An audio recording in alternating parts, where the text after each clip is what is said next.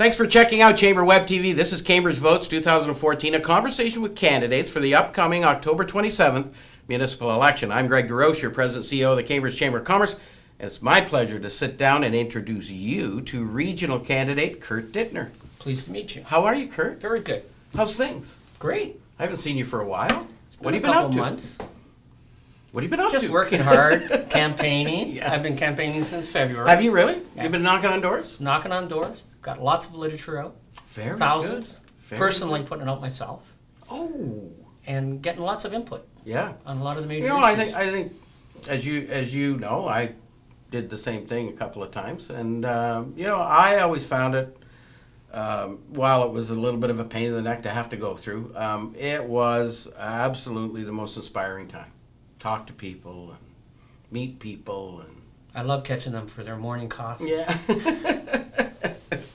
I got the toughest question to start off with that you'll have any time throughout the campaign. Why are you running? Stop the LRT. Oh my goodness, that was the shortest answer I've had. Okay. We have transportation issues, but the number one question is inspiring me to run is to stop the LRT. Oh really? Yes. You weren't happy with that decision? No, and I've been monitoring it and following it for 4 or 5 years. Oh, we're gonna have fun because I got a question on that, and however, well let's see what your answer to that question's. Oh no, I don't have an answer to that question. That was for the. But let's talk about it then. Okay, the issue The with chamber opposed it. and I agreed with the chamber. Yes. And I know the chamber wanted a referendum, and I Yes. agreed with a referendum. Yes. They pushed through no referendum because they felt that they would lose funding from the provincial government, which I don't believe. No. And they pushed it through and said it's Could a have got the done funding deal. for ABRT too. Could have had rapid bus route throughout the region with that provincial and federal funding. That's right. And then the costs behind it are just astronomical. I have spent months reviewing the costs. And with all the costs in, I'm shooting at 24% increase in 4 years, is what I see.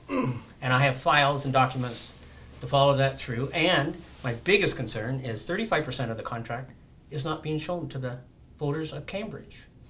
And they're all the hot buttons: finance, penalties for not paying on time, who's behind it, and basically what it's really going to cost us. We And the need to last, dig that stuff out and. I think they haven't realized that we're going to have to pay extra for it. It's not going to be part of the Grand River bus fee. Oh no, that's right. It's an additional budget line. Yes, and with Toronto, from the airport to downtown, it's going to be a $30 fee one way. I'm projecting $8 to $10 to take the LRT in Kitchener. Wow. You're depressing me. Let's get on That's to some it. Let's nicer go. questions. Okay. Other than that, what do you see as the biggest issue facing the region and municipalities across Ontario? Taxes. If our taxes go up, what I'm projecting at 24%, we're going to lose industry and we're going to lose jobs. And that is key to Cambridge. We need a Cambridge plan for growth and jobs. And we have to go in that direction. To get it, we have to keep property taxes low. Yep. No, there's no question about it. That's a high agenda item that we all concern ourselves with. Frankly, the Cambridge Chamber of Commerce is looking for people who have some big, bold ideas to not just carry us through the next 4 years, but beyond. What's Kurt Dittner's big, bold idea? In my jobs and growth plan, what I'd like to do is tie the our education, like the architectural school in Cambridge, to make an offer to bring in architectural firms. Tie our Conestoga College to the insurance industry and bring some large insurance companies into Cambridge. And an incentive, not besides deferring taxes, keeping lower property taxes, but to restore older historic buildings that once they put the money in and restore and open, we keep the property value current for 10 years. And then in the 10th year, we blend it into market value. And that's going to be a big incentive to bring small and medium-sized firms into the area. I can tell you, I haven't yet had a big, bold idea that's anywhere like that. Interesting. Thank you. Very good. The region and area municipalities are looking at creating a regional economic development organization. Basically taking CTT and turning it into something more privately run, but still having an arm's length connection to the municipalities because it is publicly funded organization. Right now, we have Canada's Technology Triangle, CTT, who does foreign direct investment, outbound marketing to attract businesses here. Local economic development departments do the internal stuff. However, this was really generated out of a concern about losing Maple Leaf, and we had Dr. Oker who wanted to locate here, and they didn't feel the love and warmth of the region when they wanted to come here, so they moved to London and opened up a big plant there. So we lost those opportunities, and it kind of got the chambers all whooped up, and we got the region looking at this. So their scenario is, well, we'll investigate this and create this new economic development organization that'll have responsibilities over economic development in the region. What do you think of that? Well, I think as long as it's still tied in, it's going to be a regional project tied into the regional government. So then I know and feel comfortable with who's going to be running the direction of it. I think we need that, and I think we have to advertise. And we have to advertise Cambridge to Ontario and Quebec about our jobs, our manufacturing. Yeah, you know what? And that's interesting you bring that up. Foreign direct investment, like just CTT's mandate, wasn't about Quebec and Manitoba and Alberta. It was about outside of Canada. And I think there's opportunity at talking to businesses that are in Quebec or in the Maritimes who maybe want to open up another division here or whatever, but that wasn't in their mandate. And I've been talking to owners of manufacturing in the local area, and their biggest hold up about expanding or staying in business is financing. They cannot get low-cost financing. So I would like to see this economic division incorporated into the region and approaching the federal and provincial governments for like low-cost loans. Access to capital is very, very difficult for small manufacturers. And a lot of manufacturers saying plants are closing and they're moving to the States. Mm-hmm. And we got to slow that process down. Encourage. We need a plan like Milton and Hamilton has, where they're out basically stealing our business. Kind of clear evidence on that. Maple Leafs moving to Hamilton. Yeah. But we need controls on this too. I don't want to see a committee form within regional that forgets Cambridge. Yeah. And I make a challenge, if they build this plan, that their office is in Cambridge.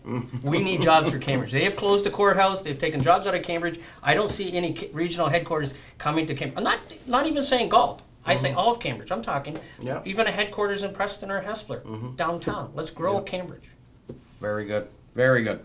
In the province of Ontario, a number of years ago, there was this move to conserve, because of the cost of politicians in the region, which is nickels and dimes in reality. But there was this idea, we separate the council. So we take the regional representatives that you're running for, and we don't let them sit at local level anymore. We just let them sit at the regional level. And then that communication gap got kind of wide.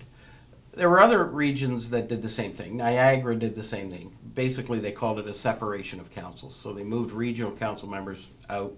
Just the mayors went back and forth. Niagara, however, found it to be very unsuccessful because the local municipality didn't have much of a say at the region anymore. And Niagara actually reversed it and went back and have regional councilors actually sit at both levels of government. What do you think about that? Well, when it originally split, I was in favor of trying to pull it apart. Yep. Okay. What I was seeing there at that time was a senior alderman and a junior alderman within each city hall, and the senior aldermen ran the city halls. And so I said, okay, let's split this up. So with a regional, I still think regional councilors should get elected citywide, as we do now.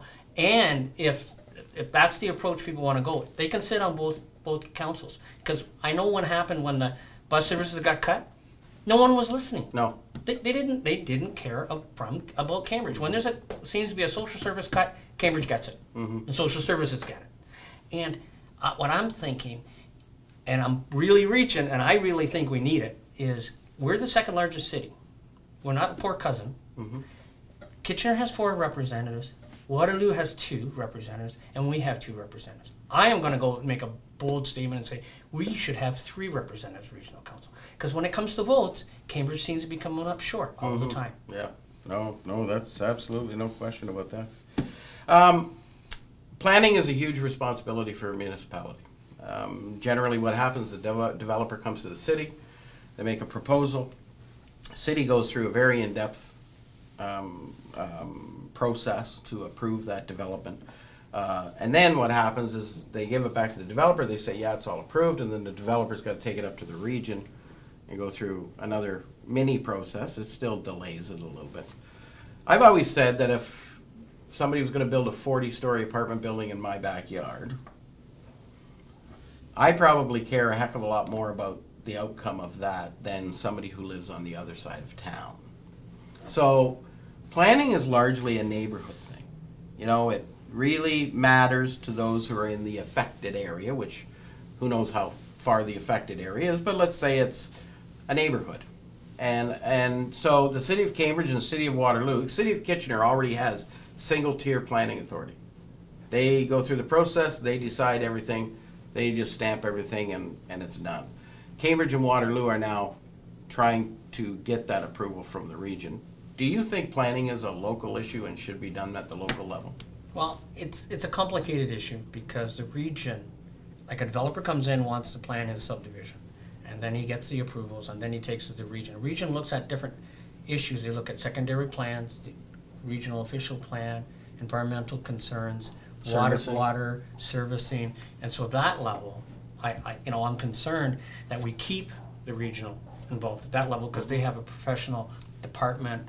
We don't have to reinvent the wheel again in Cambridge. We don't have to go on a hiring spree to fill what the region is doing now. And then when it comes to appeals to Ontario Municipal Board, there's a large appeal going on in Waterloo. A developer wants a large area to be developed, and the city's saying no, and the region's saying no, and the OMB said no, but the developer's appealing. And that's large legal fees. Even to stop they brought the LRT to stop, that was a large legal bill. Yeah. And that's my concern. But if the city of Cambridge wants to go it, it's a separate council. I am not going to oppose the wishes of the residents of Cambridge. Yes. Provided it's reasonable. Our international airport. I use American Airlines every chance I can. If I have to fly the U.S. somewhere, even though I have to get off in Chicago and change to another plane, I do it for two reasons. One is the service is great. American Airlines does a great job, at least they have for me. Not only that, I'm 15 minutes away from the airport. Once I park my car, I'm 3 minutes away from the check-in desk, and once I check in, I'm a minute and a half away from sitting in the lounge and getting ready to get on my flight. We lost Bearskin, but not through any fault of ours. The loads were good. Bearskin was largely filled up to capacity on most of their flights. They lost the service in Ottawa. They couldn't fly in there anymore. So they had no reason to fly out of Kitchener. WestJet flies, does successful business. They're looking at some expansion opportunities as well. And the region was undergoing a review, but regional council now put it on hold. The review came out with 4 options. One was basically a do-nothing option. Number 2 was basically do nothing except paint the outside of the building. Number 3 was a do-something option, which was a little bit of an expansion, a little bit of a lengthened runway to bring in bigger jets, but funded by the private sector. And the intent was to really reduce the amount of dependency the airport now has on the regional taxpayer. However, regional council in its wisdom said, no, we don't want to do anything right yet. We're putting it on hold. What do you think? The chamber really believes that the regional airport is a key jewel and tool to economic growth and prosperity. It's what business needs, it's what business wants. What do you think we should be doing? I've been approached by business saying, because I don't believe that we should be subsidizing the airport to $6.4 million. I think that we have to get the house in shape. We got to come up with a business plan to break even, or at least approaching break even. Then I agree with you to go out and maybe merge it or work on a joint venture with private business. Private business can run a lot more efficient than government. And I think, I can't understand where the $6.4 million is going. I know that they've said that we pay for empty seats because it's a contract we signed. We have to get out of paying for empty seats. We've got to get out of that contract. Most leisure, like going south in the winter, it's a sell-off. It's a sell-off game. And the pressure is not there for that holiday market travel group to put their seats on sale when the empty seats are being paid for. But to basically, yes, I want to save the region airport. The expansion, I think we can get there, but we've got to balance the books first. Perfect. Good answer. What do you think the region does terrible? And what do you think the region does well? Okay. Does well, I'll answer that first. Police services, they're fantastic. And I know I've heard complaints about not being feeling safe downtown. I feel safe in Cambridge. Yeah, yeah. And if we can go more community policing, 100% safe, if people don't feel safe downtown. The worst thing they do is when there's budget cuts, they cut social services. They've cut, the hard easy to killing, right? Yes, and that I make a campaign promise. When I'm elected, I will not cut social services. Incredible. You know what I'm excited about, Kurt? I'm so excited that this time Cambridge, the most high-tech and dynamic community in the region of Waterloo, has decided to go to online and telephone voting. I am telling everyone that I'm going to take a picture of myself on October the 11th when I can go online and vote in my pajamas and post it on my Facebook so everybody can see that this can be done now in Cambridge, the only city in the region of Waterloo. I think it has an opportunity to increase the voters. I think it has certainly an opportunity to increase awareness. But I think, when politicians talk about trying to get the vote out, they don't ever take initiatives to make it easy for people to vote. And I think I actually take my hat off to City Council for saying, yeah, we're going to do this. I think it's wonderful. I think the internet's over 25 years old. It's the 21st century. You do your banking online. You do, some financial services online. Why can't you vote online? What do you think?